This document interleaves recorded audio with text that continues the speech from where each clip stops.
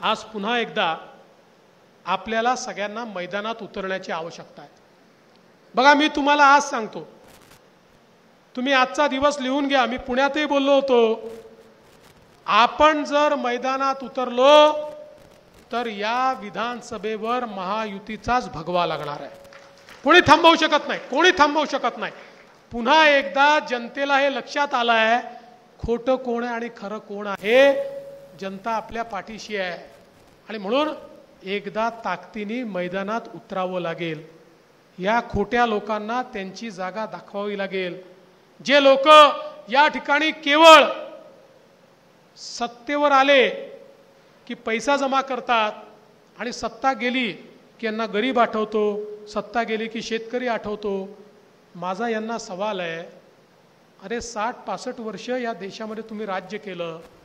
या 60-65 वर्षात तुम्ही राज्यावर असताना तुम्हाला शेतकरी का आठवला नाही? तुम्हाला शेतमजूर का आठवला नाही? तुम्हाला गरीब का आठवला नाही? तुम्हाला SC ST का आठवले नाहीत? सत्तेवरनं गेले की यांचे पोपट बोलणं सुरू करतात।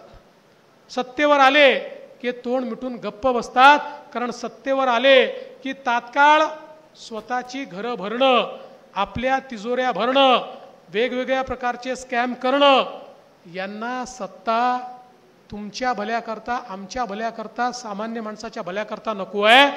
यांना सत्ता ही केवळ राबवायची आहे। पैशातनं सत्ता आणि सत्तेतनं पैसा, एवढीच यांची मानसिकता आहे।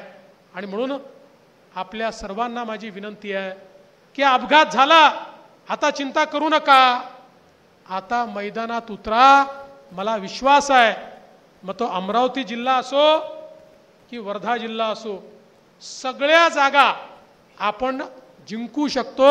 अशा प्रकारची अवस्था आज आहे।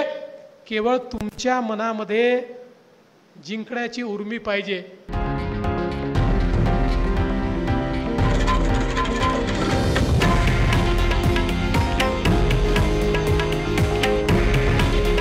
हे आहे देशातील नंबर 1 न्यूज नेटवर्क आणि आपण पाहत आहात TV9 मराठी। काळजी तुमची, हित महाराष्ट्राचं।